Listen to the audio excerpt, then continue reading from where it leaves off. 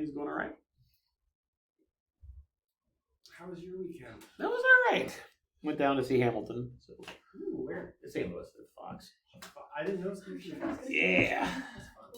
I like your shirt. Oh, thanks. I like it too. Dr. Stickles got it for me. I thought it was hilarious. I got 2 math shirts this summer, and I keep telling myself I'm gonna wear it to this class so I can show you, and I keep forgetting to wear it. Of course. But they're hilarious, in my opinion. Oh, Sophia got me that shirt, and I haven't worn it either. I know I wear mine like consistently, but I always am like, no, I have to wear it here so I can show Dr. Joe, and I always forget. We need to get math shirts this year. I was just gonna say, are we gonna get one? You got it design? I haven't bought a math shirt yet. Yeah, absolutely. Yeah, we should get some. We need to get. Jenna can make Absolutely. We had a good run of having shirts every year, and then of course the pandemic hit and everything went to crap. So yes. So I need to get back into doing things because go to conferences quite often and go all sorts of things, but things happen.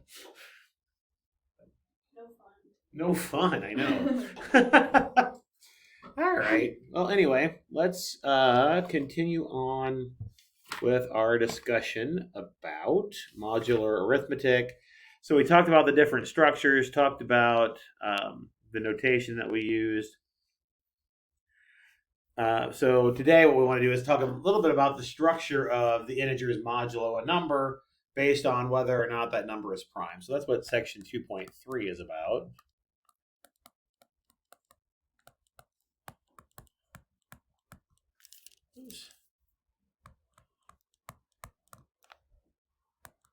So in general, I want to talk about the structure of Z mod n, and then talk about in particular the structure of Z mod p when p is a prime.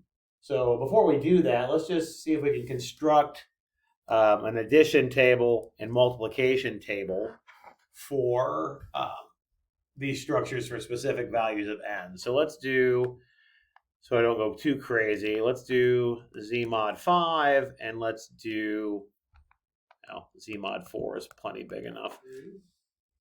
You think that's him? Without a doubt. Oh, sounds like it might be him. Sorry to be late. Who's waiting for it? Open up the door.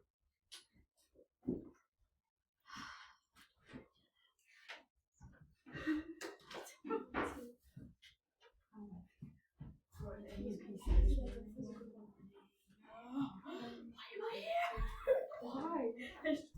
I don't know.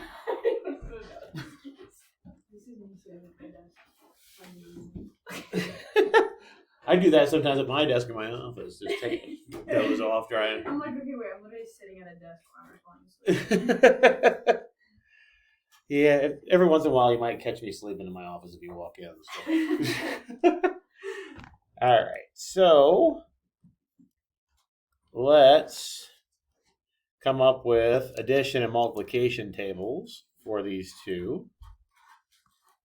I should move my Z4 over a little bit, but that's okay. And then,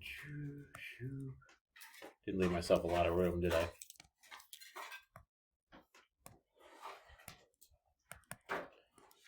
All right.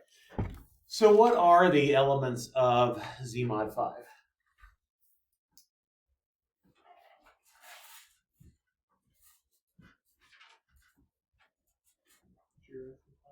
Zero through 4, right?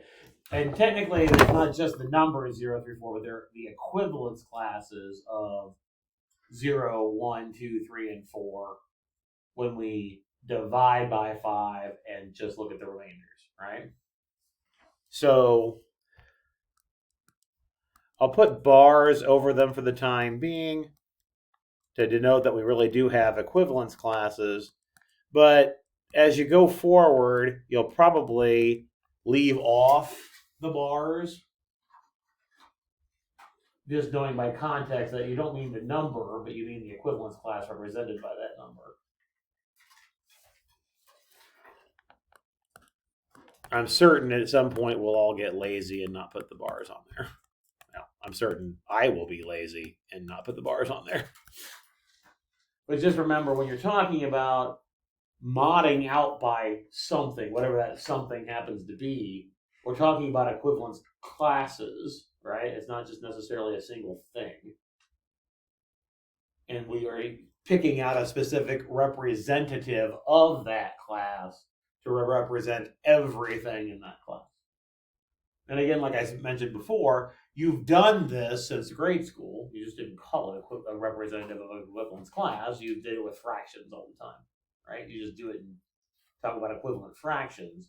Really, when you're talking about a specific representation for the fraction, you're saying, I know that I can operate with this representation because everything that's equivalent to it will give me the same answer, no matter what operation I'm doing with it. For Z4, then, of course, our elements will be 0, 1, 2, and 3, those equivalence classes. And the stuff that we proved last time says that we can do the operation on the equivalence classes by doing the operation on the representatives of the equivalence classes. And then looking at the equivalence class of the thing that we just got from the answer from doing the operations. So it's an important thing because, again, if you're going to define, say, a function, you need to make sure that thing is well defined. So if I want to define an operation, I want to make sure it's well defined. What I mean by that is if you try to do something like this and make a function that looked like that, what's the problem with trying to make a quote-unquote function that looks like that? From the, say my function here is going from the rationals to the integers. What's the problem with doing that as a function? Calling it a function. There's only one value that you input. So what is the defining characteristic for being a function? How many things get to come out if you put this? No. So for a single input, how many things are you allowed to get out? One thing, right? So why is this a problem? Put in one for n, you get any m out. So what specific thing, or tell me two specific things that I plug in that really are plugging in the same thing and I get different values out. Oh, one of the two. Okay. And the same thing but different values, 2 over 4. Okay. Notice I have the same input now because 1/2 and 2/4 are the same thing, right? But what did I get out in the first case? 1. In the second case, 2, right? Right, so that's not a function, okay? So when you're doing operations, we need to make sure the operation doesn't depend on the equivalence class representative that I pick. This would depend on the equivalence class representative that I pick, right? If I pick 1/2, I get 1 out, but if I pick 2/4, I get 2 out, but I put the exact same equivalence class in. I put the same rational number in. Okay. So that's the same thing, the same idea here when you're doing the operations. That was why we proved those things and said that if A was equivalent to B and C was equivalent to D, then A plus C was the same as B plus D. All right? We want to make sure that it doesn't matter what sorry, that's a different word for later. What equivalence class representative that I pick, it can't matter what I pick, right? So if I pick A as my equivalence class representative and C is another one, and add those together, I have to get the same thing as what I get when I add B and D together. Because A and B are supposed to be the same as C and D are supposed to be the same. This wouldn't work for a function because of that same problem. I didn't say that very eloquently, but hopefully you're understanding what I'm trying to get at. Okay. Anyway, let's see if we can fill these things out. If I add 0 to anything, what do I get? The same thing, the same thing on the other one, right? So I'll have 0, 1, 2, 3, 4 in that first row. I'll also have it down the first column. Now, if I do the multiplication table, 0 times anything will give me 0. Good.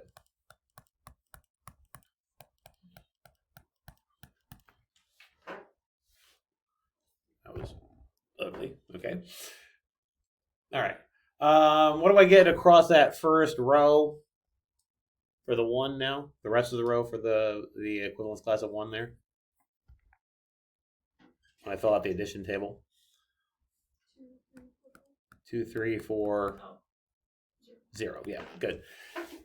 So yeah, the equivalence class of 1 plus the equivalence class of 4 should be the equivalence class of 5. But we already went down to kind of a basic set of equivalence class representatives. So we use 0 there instead. That would be the same thing we would get down the column in that case as well, because our addition here is going to commute. And then, likewise, we can fill out the rest of the other rows. We had 2, 3, 4, 0, 1 for the 2 row, and 3, 4, 0, 1, 2 for the 3 row, and 4, 5, whoops, not 5, 0. 4, 0, 1, 2, 3 across. Okay with that? Before we fill out the rest of the multiplication table, let's do the multiplication table, or excuse me, the addition table for Z4.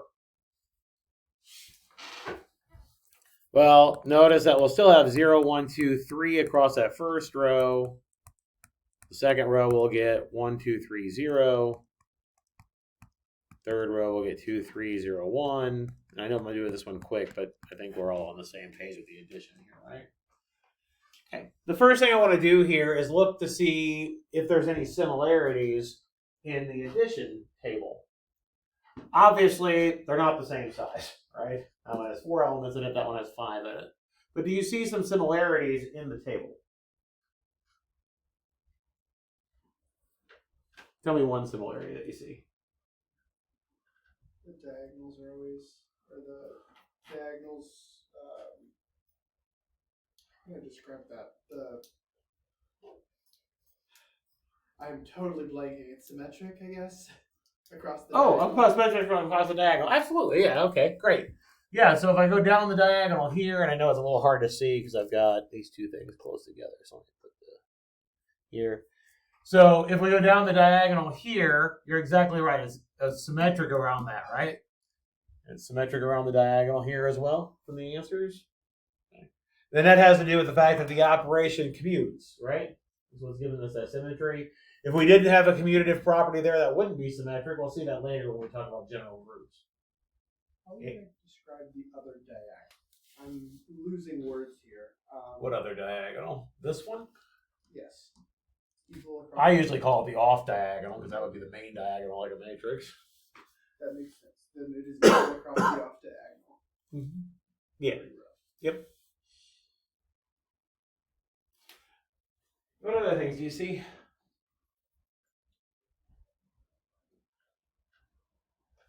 Row 1 and column 1 the same. So that was what we have. Yeah. So that tells us that we have that additive identity idea. Yeah. So notice that we have that row is the same as what we started with up here, and that column is the same as we have here. That has to do with the fact that I put 0 at the top, but then if we see a row and a column that match what we have for our labels, then we have to have an additive identity there. We notice that in both of those cases. Good. Yep, that's exactly right. We definitely have an additive identity. Notice anything else?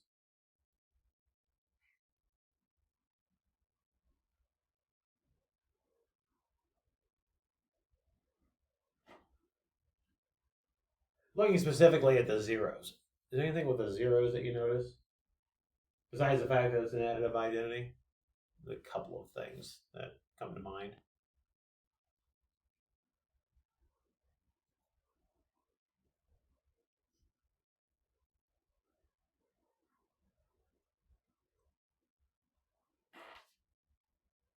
For example, if I start with 1, can I get back to 0? Yeah, and if I start with 2, can I get back to 0? And 3 and 4, can I do the same thing over there?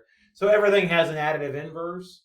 The other thing I'm noticing is probably a little bit more, I don't know what the word I want to use for it, but notice that I kind of have this almost the 0 idea kind of marching backwards, if you will, down as I go from right to left, right?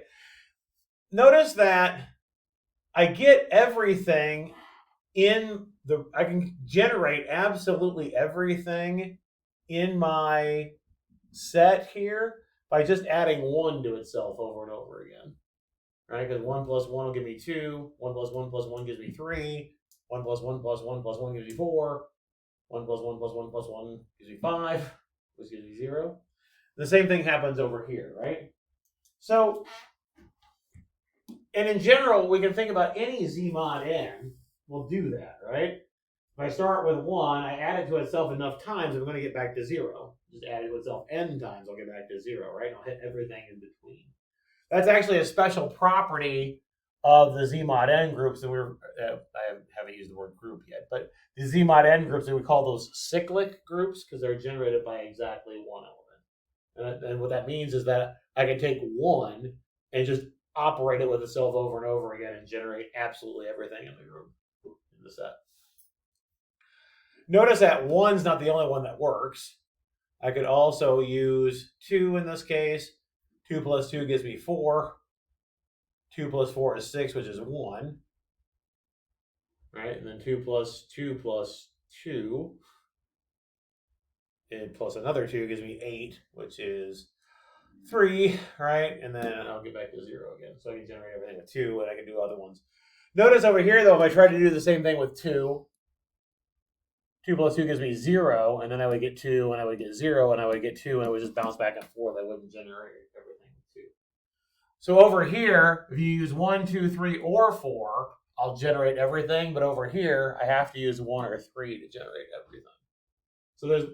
So there's some similarities. They're both generated by a single element, but this is generated by everything that's not 0. This is only generated by a couple of things.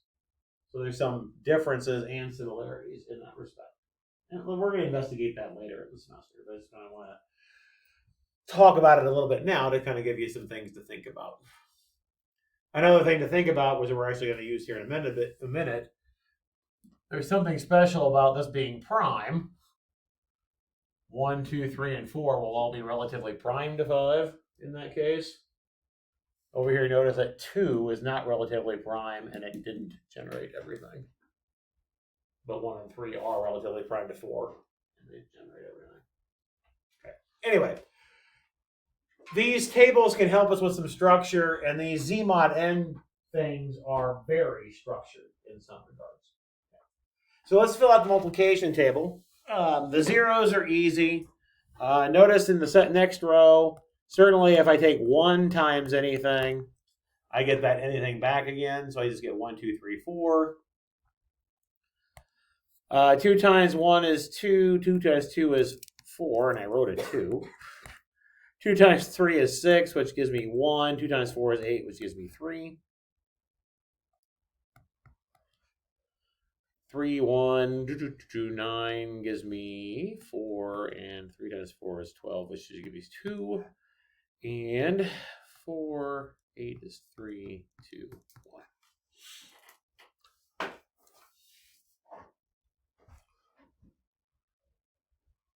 What's the multiplicative identity here? What works as a multiplicative identity?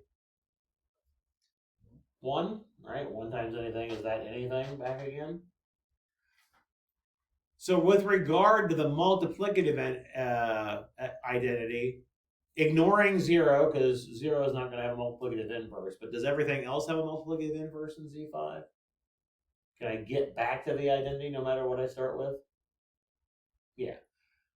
2 times 3 gets back to the identity. 3 times 2 gets back to the identity. 4 times itself gets back to the identity.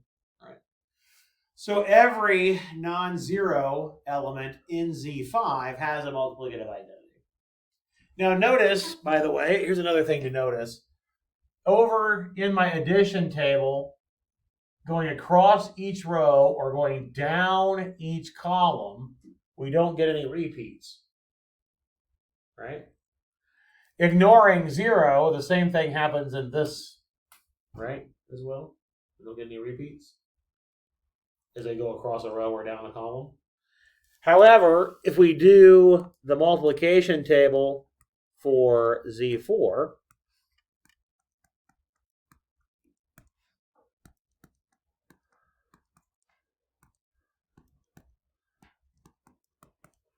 does that same property hold? No matter what row or what column we see, do we have no repeats?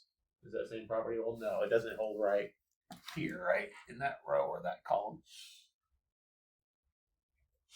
So what does that tell us for this particular concept? Well, notice that not everything has a multiplicative index in that case, right? In particular, I cannot undo multiplication by 2. Now, you're already used to, don't really think about it this way, I'm guessing, before you get to a class like this, but you're already familiar with a number that you can't undo multiplication by. That's 0, right? But in this particular structure, I can't also necessarily undo multiplication by 2. Right? Because I don't know, for example, 2 times something gives me 2. I don't know what the answer is off the top of my head, because it could be 1, it could be 3. Right? 2 times something gives me 0. Again, don't know what the answer is specifically, because it could be 0, it could be 2. So again, that's another one we can't undo multiplication by. All right. So when we're talking about the structure of these things, we're looking at these differences that we're noticing here in the Z mod 5 and the Z mod 4. In particular, we're looking for the differences in this multiplicative structure. That's what we're really interested in. There's a little bit difference in the additive structure as well. Like I mentioned, everything besides 0 will generate all of Z5, but I need things that are relatively prime to generate all of Z4. And that's true in general. We'll talk about that later when we start talking about group things. All right. So let's see if we can start proving some of these things that we've noticed.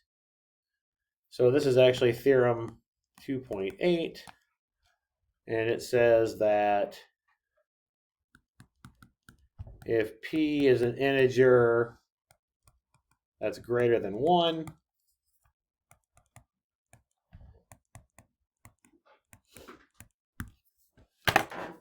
I put an abbreviation up there. I'll tell you what it means. So we remember when we did linear algebra and we had the big mega theorem, right? Yes. Yes. Okay, we're not doing that again. I'm just mentioning. Do you remember that? Remember that what the mega theorem was all of those conditions that were equivalent to a matrix being invertible, right? So they were equivalent statements. So I abbreviated this thing as the following are equivalent. This just means I'm going to write down equivalent statements. Okay. I just didn't feel like writing out the following are equivalent because I'm lazy. Okay. So if you see somebody write TFAE, that's what it means. We're just trying to show an equivalent statement. All right. So the first statement is P is prime. I love the fact that you're all like, oh yeah, I remember that. That was awesome. The first statement is P is prime. The second statement is that for any element A in Z mod P, and I'll put a little star above that. And this is just, I'm just trying to introduce more notation. If you ever see a set in algebra that has a superscripted star like that, that means everything but the 0 element in there. So it means throw out 0. So it means the non-zero elements of that particular set, particular structure. If you take a different class, that star might mean a different thing. Because of course we're going to have multiple uses for the same notation. Good news is that that doesn't happen in this class. So the star will always mean non-zero elements for us. Okay. All right. So for any non-zero element in Z mod P, the equation AX equals 1, and I'll put the equivalence class notation on the 1. Your book starts taking off the equivalence class notation at this point and just writes a 1 without the bar over the top of it. This has a unique solution.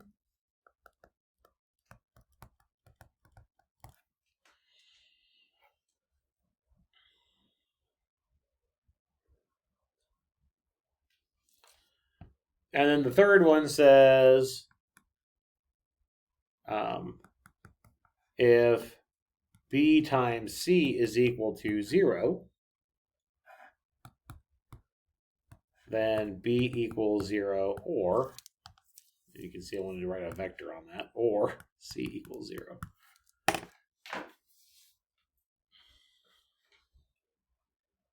this is that zero factor property you're used to using in algebra class in high school, right?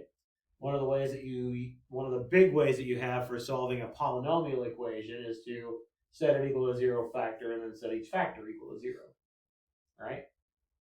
So the zero factor property also pops up if we're in Z mod P for P of prime. But notice that zero factor property does not pop up in Z4 because I have 2 times 2 is 0, but neither factor is 0.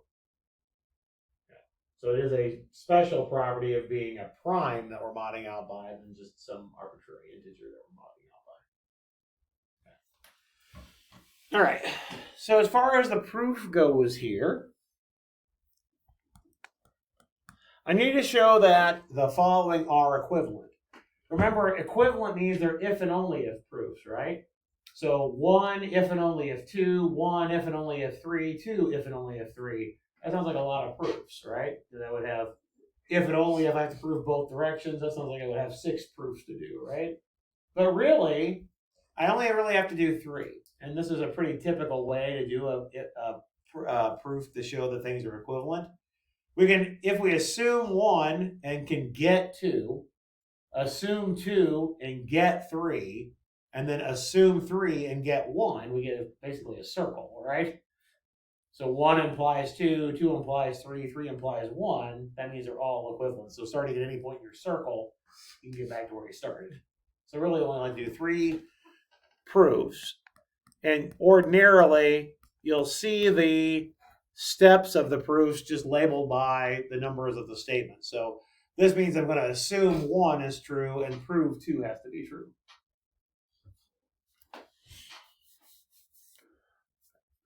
So we'll suppose that P is prime.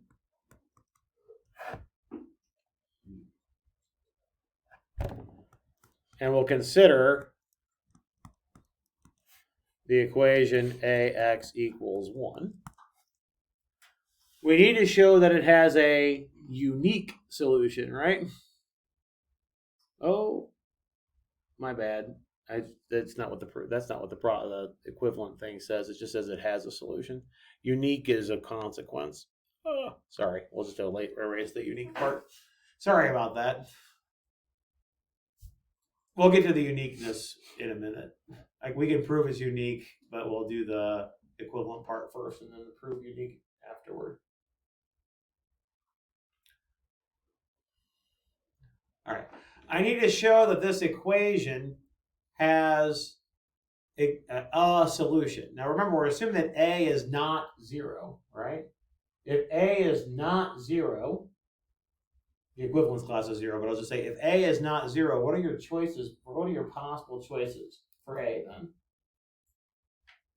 What is the smallest possible choice for A if it's not 0? 1. What's the largest possible choice for A if you're in Z mod P? What's the largest possible remainder you can have? P minus 1, right? So that'd be 1 smaller, doesn't it? So your A has to be, and we get an equivalence class representative for A has to be 1, 2, 3 up to P minus 1. In particular, does P divide A? If 1 through P minus 1 represents the non-zero remainders, and A is equivalent to one of those things, does P divide A? No. So if P doesn't divide A, and P is prime, then what can I say about A and P as a pair? Do they have any factors in common besides 1? No. So the greatest common factor is 1. They're relatively prime to each other, right? Okay. So since A is not 0, we have that the GCD of A and P is 1. How do we know that we can always write a GCD as what?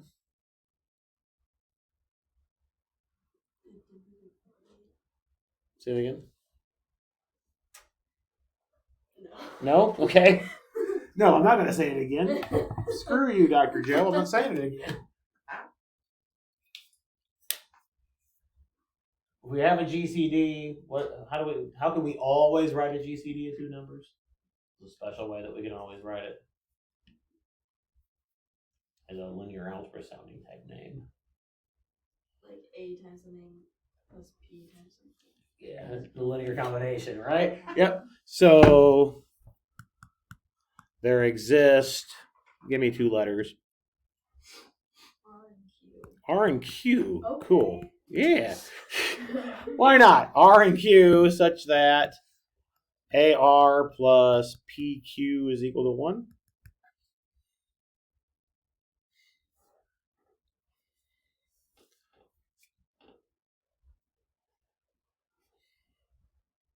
Yeah.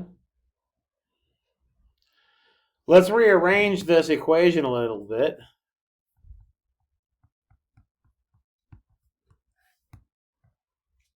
Oops.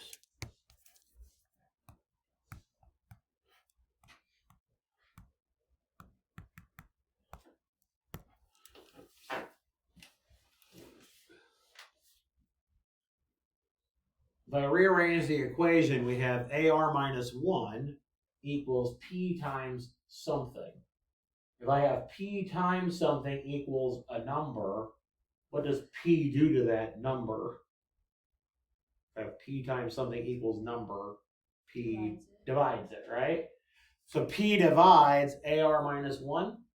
And then remember our definition of mod says that if they're equivalent mod P, if it divides the difference, right? Right. So just to write that down, this gives P divides AR minus 1, or AR is congruent to 1 mod P.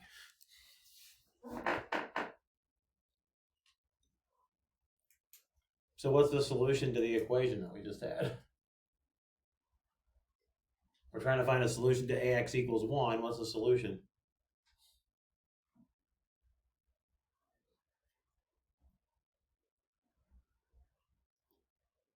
What would you plug in for X to solve the equation? R, right? Because we have AR now equals 1. So hence, R is a solution to AX equals 1.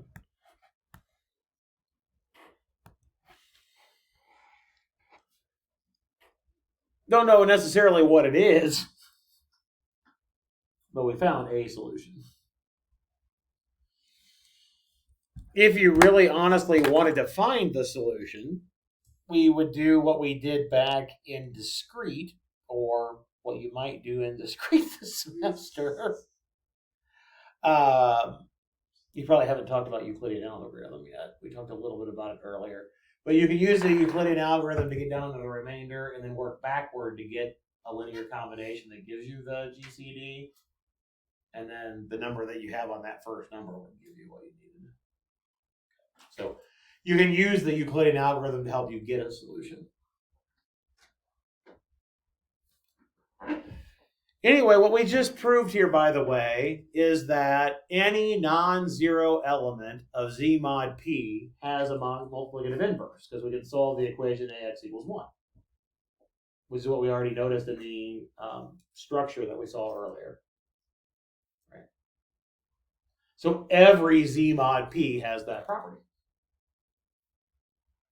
Okay, all right. Let's do the next one.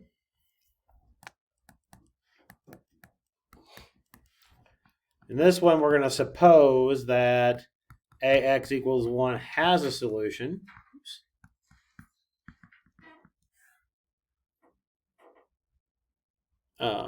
For any A and ZP star.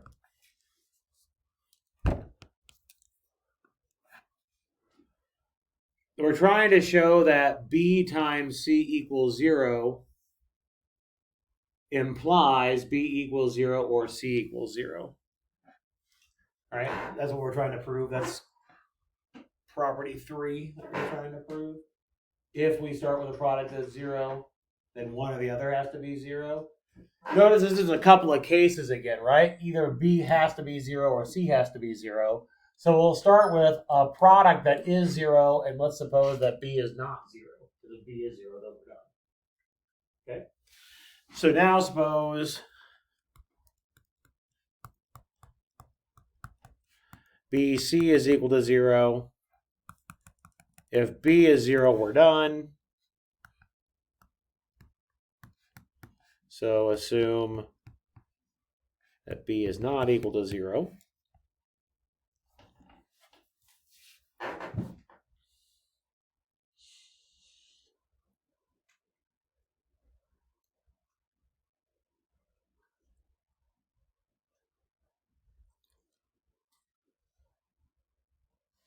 Now again, the whole point is to show that 2 implies 3. So I probably need to use the fact that we're assuming 2 is true. All right? 2 says that no matter what non-zero element you pick, I can always find something to multiply it by to give me 1. Right? What are we assuming is not 0 here? B. Right? So using that property, there must be something we can multiply by B to give me 1. Right? Okay. So there exists. Give me another letter. D. What is it? D. D? Sure. There exists this D and ZP. Oh, that'd be in star, but I'll write star. It has to be in the non-zero one, such that BD is equal to 1. Really, I mean congruent too, right? But it'll be a little lax with my notation, but I really do mean congruent too when we're talking about these things. All right, so let's see what we have.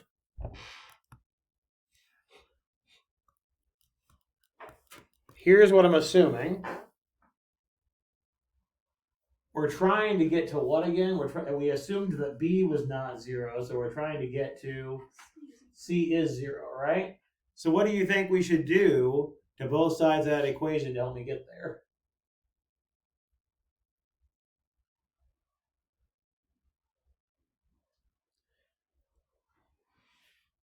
Let's think about it this way. If you were in high school algebra class and C was your X, what would you do to both sides? Divide by B. What's the equivalent of dividing by something? Multiplied by its inverse, right? Okay. What's playing the role of the inverse of B here? D. So what do you think we should do? Yeah, multiply both sides by D, exactly. So let's take D times BC.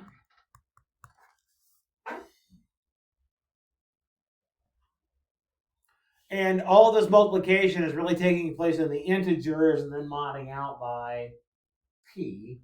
Well, multiplication is associative, multiplication is commutative, right? So when I do this D times B here, what do we get? 1. And so we get C. Multiplication by 0 still gives me 0.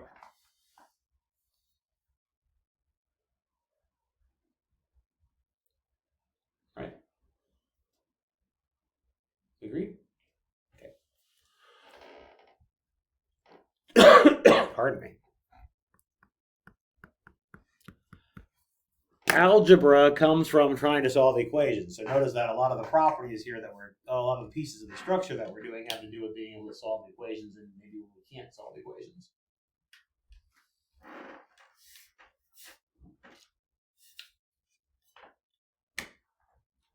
Okay. So now 3 implies 1. We want to suppose that whenever BC is equal to 0, then B equals 0, or C equals 0. And we want to prove that P is prime.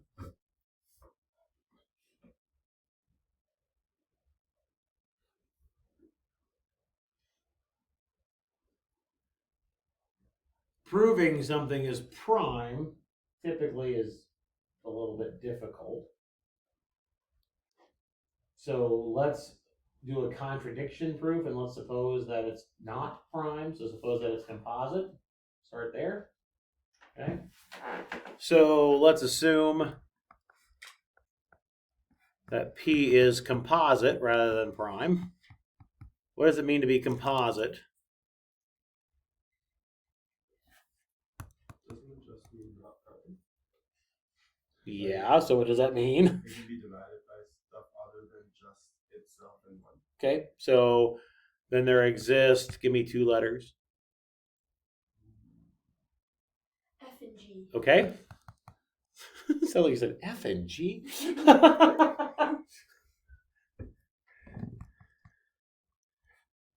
With 2 less than or equal to F and G less than or equal to P minus 1, such that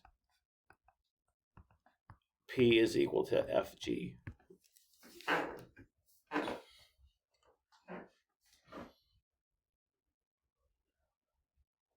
Like Masana said, if it's not prime, then it has to have things that divide it that are not one and not itself.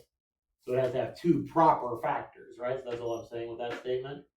The F and the G are at least 2, but no bigger than P minus 1. Really, they're no bigger than half of P, but the 2 goes into it. The other factor would have to be P over 2. So, but in particular, I want it to be less than. All right, so in Z mod P, can F or G be 0? Based on what I just wrote there. No. Okay. Now, F is not equal to 0 and G is not equal to 0 in ZP. But what can I say about their product? If F times G is P, what is it equal to in Z mod P?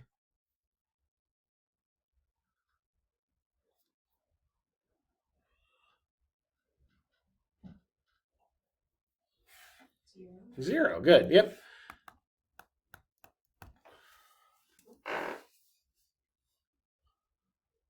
Basically, when you mod out by something, you're just treating it like it's 0, right? You're killing off any multiples of that number and looking at what the remainder is, right? Well, if I kill off a multiple of P, I just get 0 on the left-hand side of that equation, right? So what do I have now? I have 2 things that multiply to 0, but neither of them are 0. But what are we supposing is true in this case?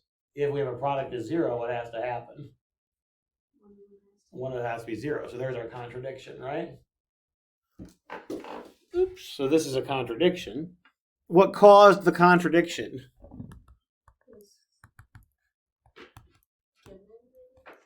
Yeah, well, we contradicted the...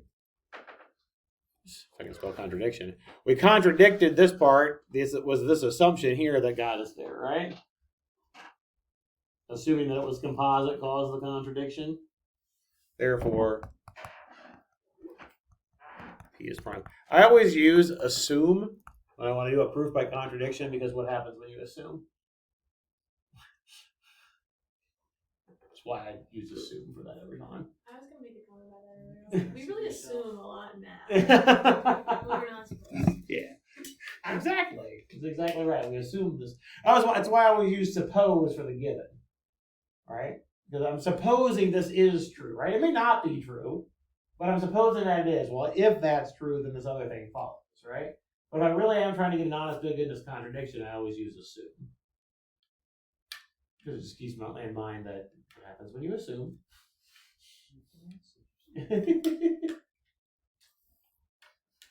All right. You and me. You and me, yes.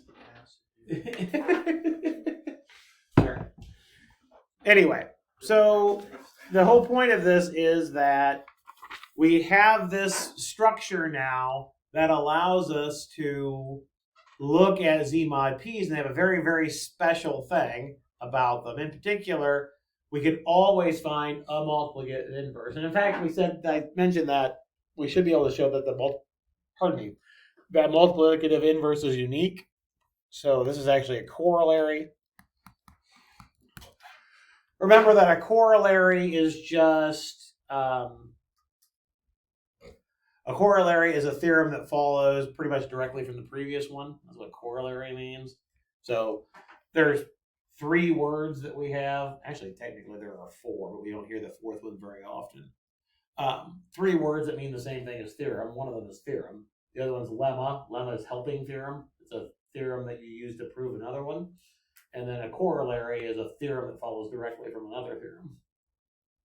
We also use propositions. Propositions are theorems, but we don't find them very hard, so we call them proposition because it's not important enough to give it the name of a theorem. There's also what's referred to as a scholium, and that is a theorem that follows from not directly from the other theorem, but for something else that you proved in the middle of another theorem. Which is why you never hear that one used very often. It's a weird one. Scholium or scholum, one of the two. I don't know. You never hear it very often. I haven't heard it since grad school. So It's like a rare metal in a fantasy world. it does. Made this sold from school. I like it. All right. So the corollary here is that in ZP, the equation AX equals 1, where A is not 0, has a unique solution.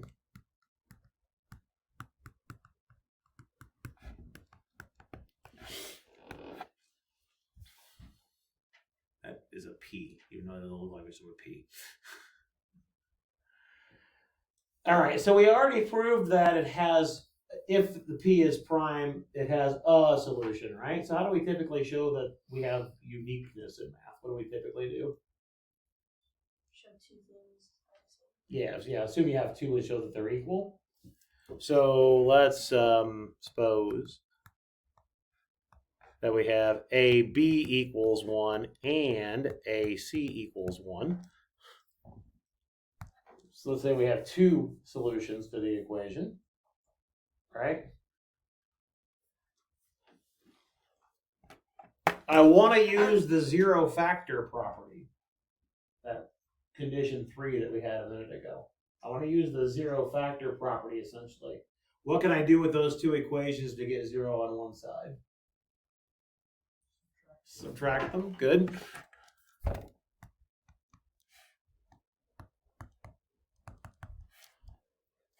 Okay, so now I've got 0 on one side. I want 0 factor property, so I need a multiplication on the other side. What do I need to do to get a multiplication on the other side?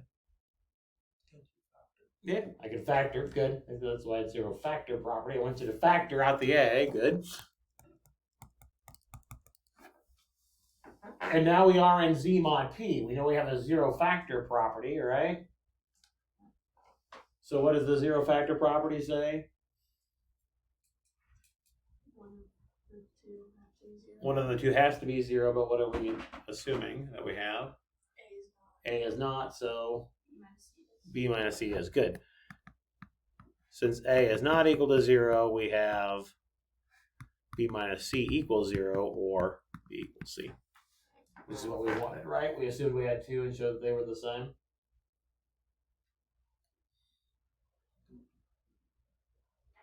So, besides the point that it's an important structure thing, the other reason why I wanted to go through this particular theorem and this corollary is it had a few proof techniques. One was that proof by cases idea. We had the B or C, so we assumed one was not true and showed the other had to be. That's how we attacked that.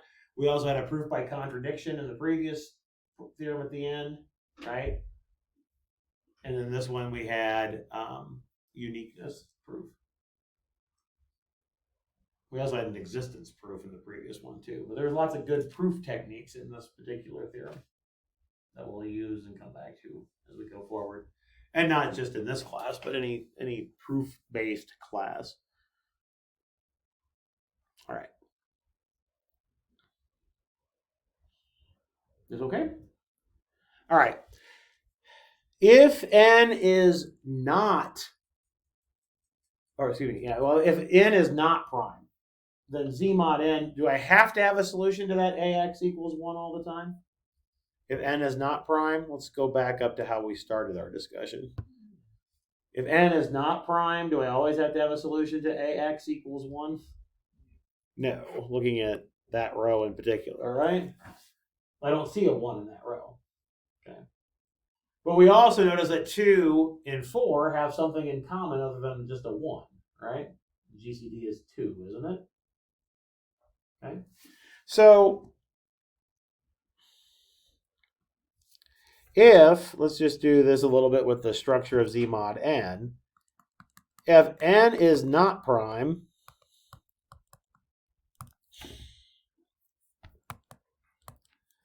then let's do this theorem first.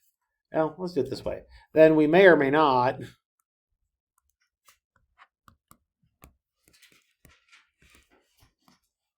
have a solution to the equation ax equals 1 when a is not 0. And we're interested in when we do, okay? So let's think about when we don't. Let's start there. Well, we just said that when we had 2, we didn't have a solution, right? We agree?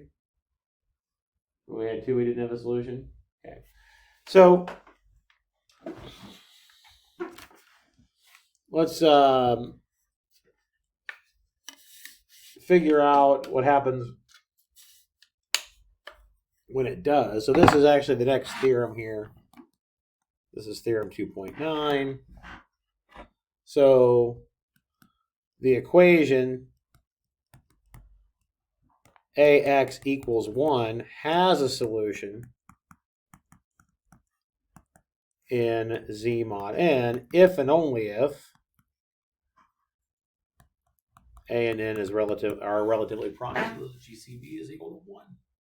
Which is exactly what we saw when we made the multiplication table for Z4 earlier, right? Remember, if I write an if with two f's, if I write an if with 2 f's, it means if and only if. If a. Okay.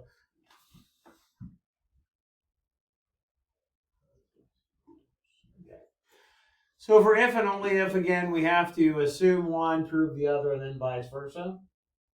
It's basically like what we talked about for the polynomial equivalent. Your circle is just going this way and then back, right? So kind of that circle idea still is just one way and then the other.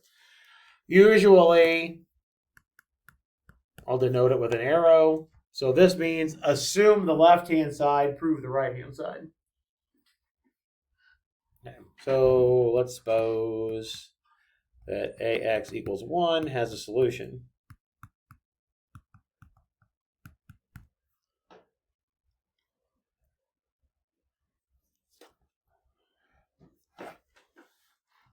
We want to show that the GCD is equal to 1.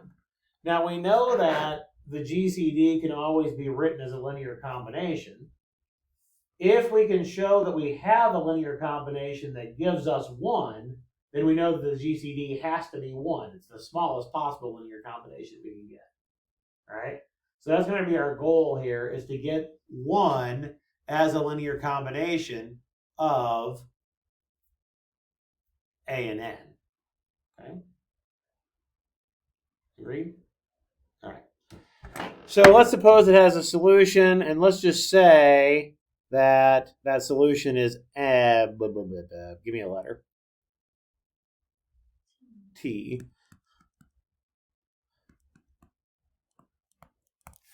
Okay, so let's suppose that A times T is congruent to 1 mod P. So T is the solution.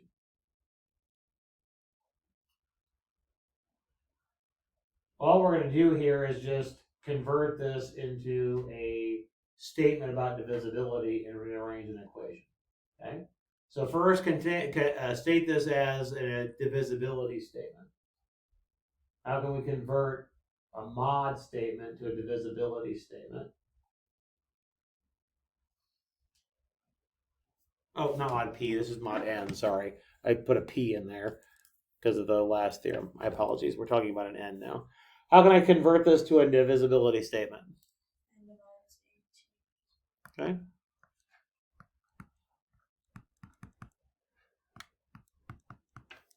And then we can change divisibility into a multiplication statement by what?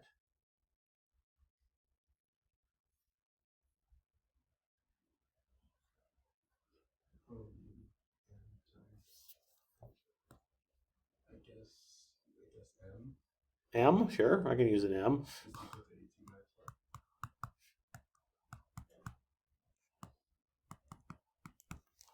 Something times n gives you at minus 1.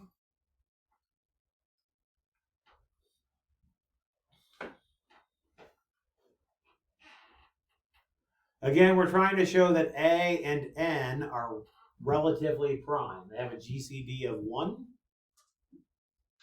So again, we want to get to a linear combination of a and n that gives me 1. Can you rearrange this equation to get there?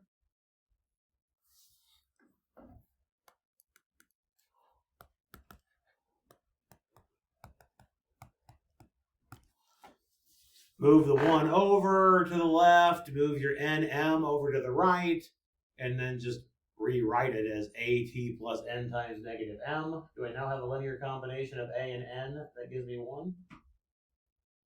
Yeah.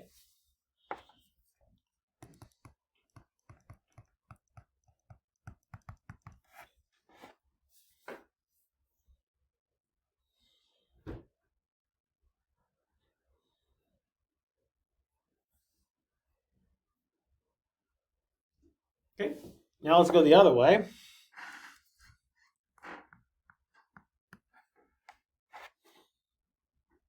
Well, let's think about the other way. We're showing that it's relatively prime. We want to show that it has a solution, right? Let me scroll back up.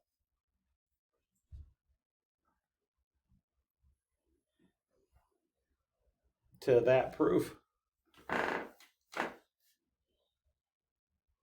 We said that A was non-zero, so that A and P was relatively prime. So now I started with two things relatively prime and proved that we had a solution. Is that proof going to be any different? No, it's literally the same proof. Just replace the P with N. All right? From this statement, we're assuming this statement, right? From that part on, it's literally the exact same proof. Right? So the other direction is the proof is just similar to the 1 implies 2 case of theorem 2.8. There's no point in rewriting it. It's literally the same proof. You're just going to go back and change the P to an N.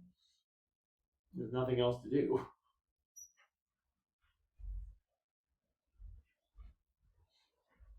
Any questions on that one at all?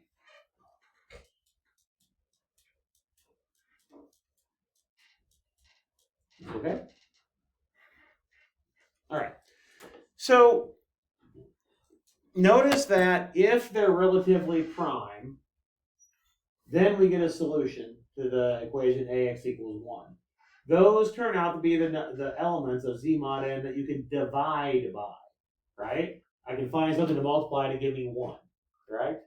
That's what it means to be able to divide by that. So, for example, if you wanted to solve the equation 5x equals 1, let's do 5x equals, well, it doesn't matter, 3 in Z mod 8.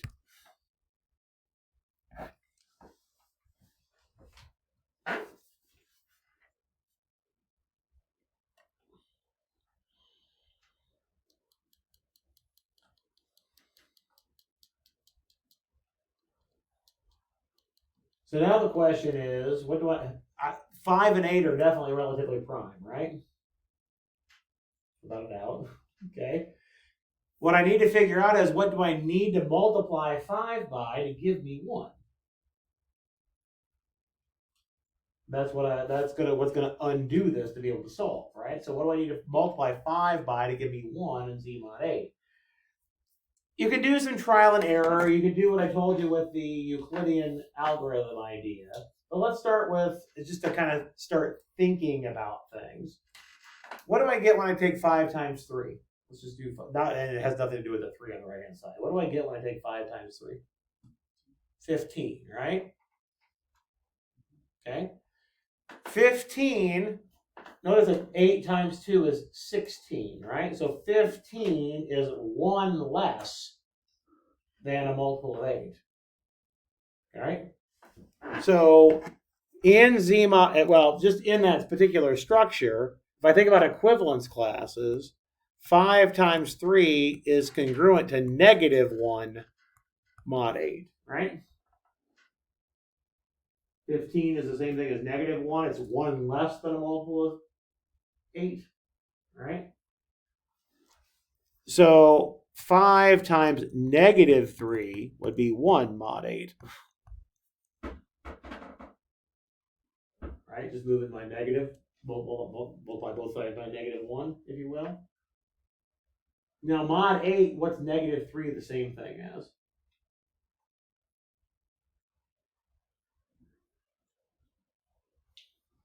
5, right? Because I can just add 8 to it, and that gives me something that's equivalent, right?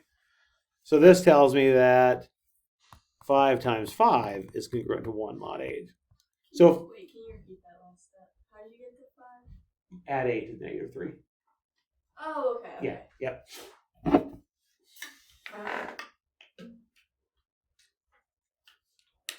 So notice I tried to get to negative. If I can get to -1, I can get to +1 just by multiplying by a negative and then adjust what I need by adding what I need. I will do another example like this here in a second. Okay. So notice that this says that 5 is its own multiplicative inverse. Dividing by 5 is the same thing as multiplying by 5. Kind of a strange thing to think about, but it is. It's the same exact idea, right? So now, if I want to solve this equation, you would multiply both sides by 5, get x equals 15, but you just told me a second ago that 15 is the same thing as -1, and -1 is the same thing as 7. Just subtracting 8 off of it.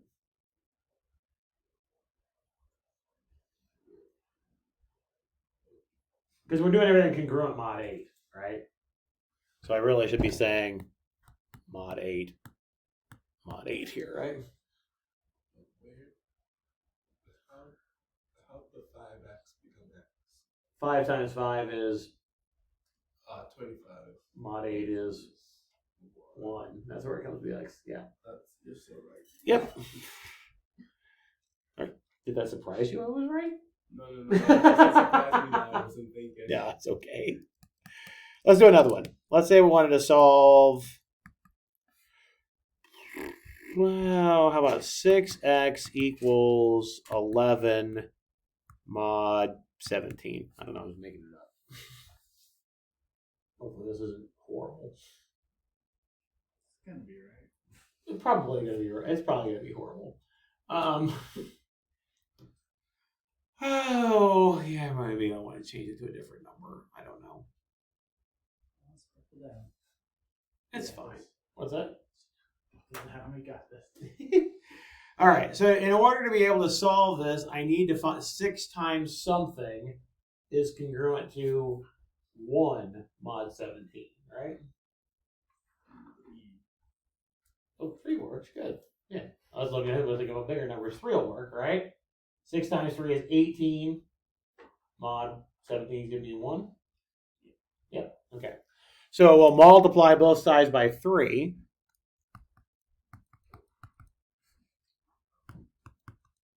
Again, everything is going to be mod 17. So even though I'm using an equal sign here, I really mean congruent. Okay? We're abusing the notation a little bit. That's what we call that when we use notation for one thing and mean another. We'll end up using the notation. Okay. All right. 18 gives me 1. 33 is the same thing as what? 16? Good. Because I would take the 33 and subtract off the 17 to give me 16. So we solved it. That wasn't terrible. Is that okay? Does the process make sense what we're doing? Okay. So again, this will always have a solution. What happens in the other case when they're not relatively prime? So, for example, if we look at, say we had 6x equals something, doesn't matter what the something is, mod 16. In particular, let's put a 0 on this side. Can you find something to multiply by a 6 to give me 0 mod 16?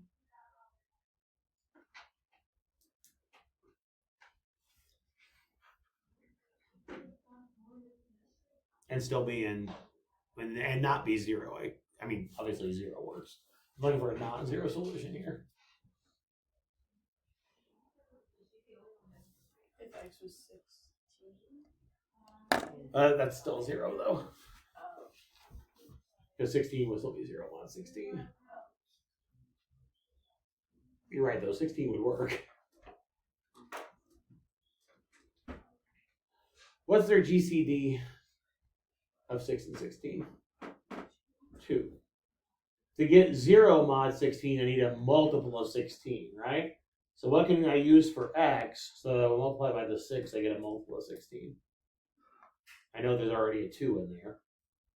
So what can I put in for x to get a multiple of 16 for certain? 8 will work, right? 6 times 8. I got 3 2s and 8 and 1 2 and 6. Multiply them together, I get 16. Right? So if I use x equal to 8, I would get a solution, right?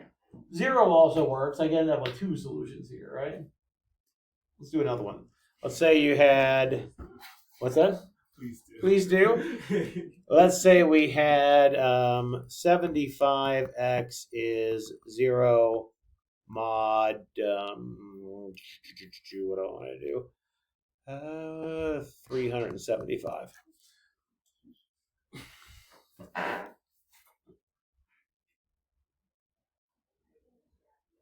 So the first thing, let's think about what's the GCD of 75 and 375.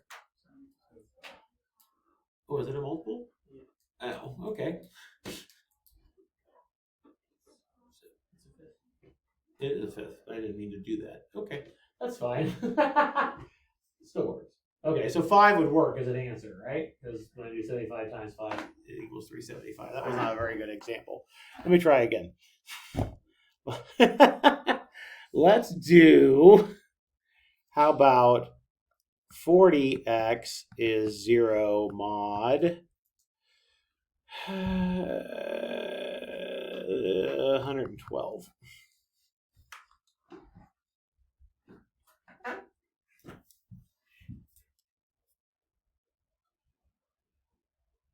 Yeah, 112? Yeah, that's fine.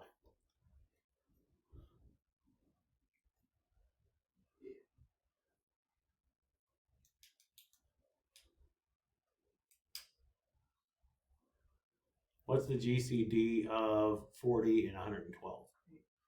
8? Okay. So GCD is 8, right? So 112 is 8 times what?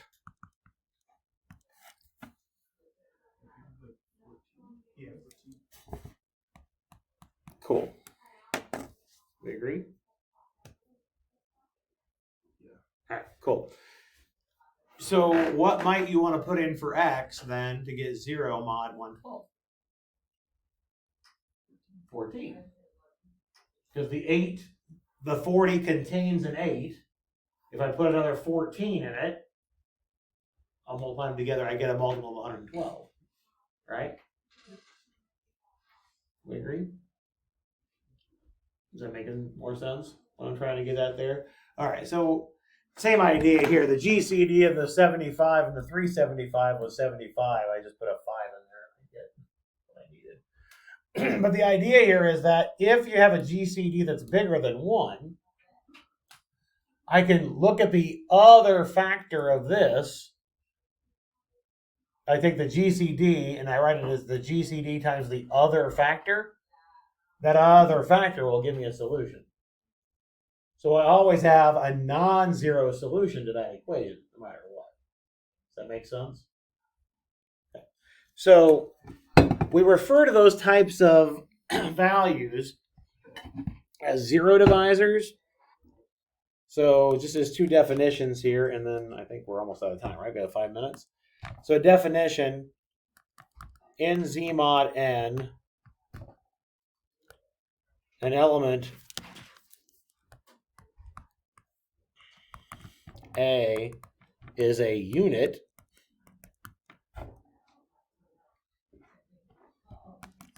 if AX equals 1 has a solution, which we know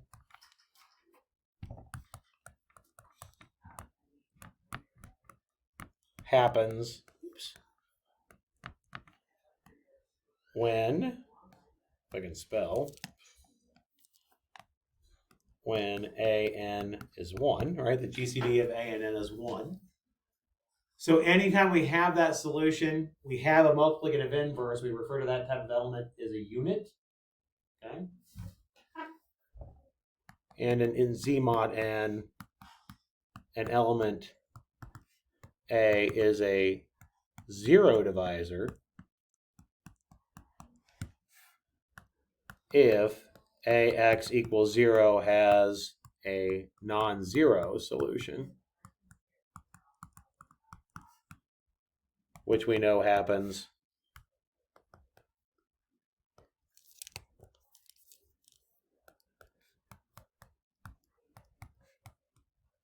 when the GCD of A and N is not equal to 1, when it's bigger.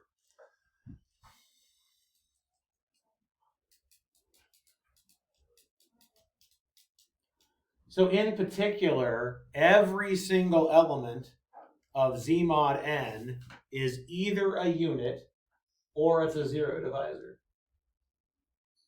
That's not true in the integers.